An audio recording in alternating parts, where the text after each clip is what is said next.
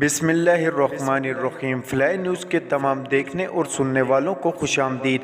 اگر آپ ہمارے چینل پر نئے ہیں تو سب سے پہلے چینل کو سبسکرائب کر دیں اور بیل آئیکن کو پریس کر دیں اور ہماری ویڈیو کو پورا دیکھیں تاکہ دنیا کی معلومات سے آپ باخبر رہ سکیں۔ آئے بڑھتے ہیں خبروں کی جانب۔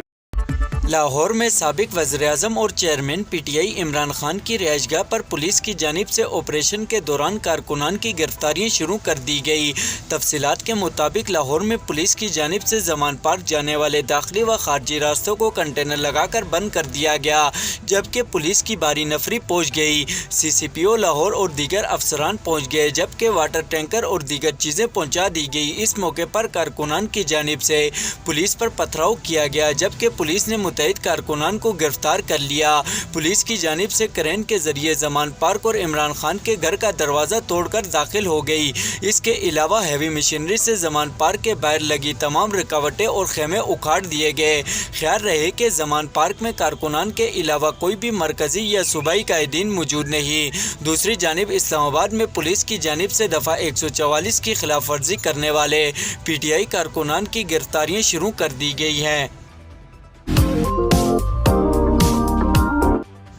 زمان پارک میں سابق وزیراعظم عمران خان کی رہائش گاہ پر لاہور ہائی کورٹ میں پولیس ایکشن پر توہین عدالت کی درخواست دائر کر دی گئی۔ تفصیلات کے مطابق رہنما تحریک انصاف فواد چودھری نے اظہر صدیقی ایڈوکیٹ کے تو لاہور ہائی کورٹ میں chairman P T I Imran Khan کی رہائش گاہ پر پولیس ایکشن پر توہین عدالت کی درخواست دائر کی۔ پولیس ایکشن کے خلاف عمران خان نے بھی لاہور ہائی کورٹ سے رجوع کر لیا۔ عمران خان کی جانب سے آئینی پٹیشن اظہر صدیقی ایڈوکیٹ نے دائر کی۔ توہین عدالت اور آئینی پٹیشن پر نگران حکومت پنجاب، چیف سیکرٹری پنجاب اور آئی جی اور دیگر کو فریق بنایا گیا۔ دائر درخواست میں موقف اپنایا گیا کہ پولیس اور انتظامیہ نے معاہدے کی خلاف ورزی کرتے ہوئے عمران خان کی رہائش گاہ پر حملہ کیا۔ پولیس نے قانون کو ہاتھ میں لیا، چادر اور چار دیواری کا تحفظ پامال کیا۔ پولیس نے نیتے اور بے گناہ کارکنان کو تشدد کا نشانہ اور گرفتار کیا۔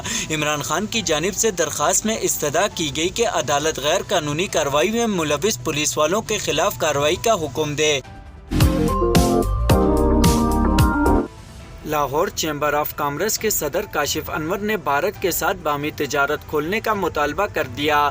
بھارتی ڈپٹی ہائی کمشنر کی لاہور چیمبر آف کامرس آمد کے موقع پر تقریر کرتے ہوئے کاشف انور نے کہا کہ دونوں ملک اس وقت دبئی کے راستے تجارت کر رہے ہیں، جو مہنگی ثابت ہو رہی ہے۔ دو طرفہ تجارت کریں گے تو وہ سستی ہوگی۔ سستی تجارت سے فائدہ اٹھانا چاہیے۔ دوسری جانب بھارتی ڈپٹی ہائی کمشنر نے کہا کہ بھارت دنیا کی بڑی طاقت ہے۔ تجارت پاکستان اور بھارت کو قریب لا سکتی ہے۔ بھارت آئی ٹی اور موبائل سیکٹر میں ترقی کر چکا ہے۔ پاکستان اور بھارت کو ایک دوسرے کی ٹیکنالوجی سے فائدہ اٹھانا چاہیے۔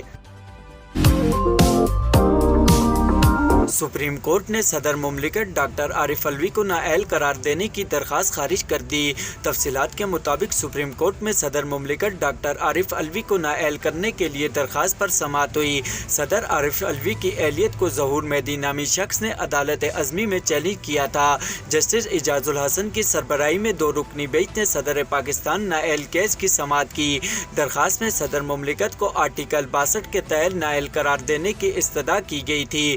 وکیل درخواست گزار اظہر ظہور مہدی نے موقف اپنایا کہ میرے صدارتی امیدوار کے کاغذات نامزدگی کی جانچ پڑتال کی درست نہیں ہوئی۔ عارف علوی کے کاغذات پر میرے 6 اعتراض تھے۔ صدارتی الیکشن کے وقت عارف علوی انڈر ٹرائل پر ملزم تھے۔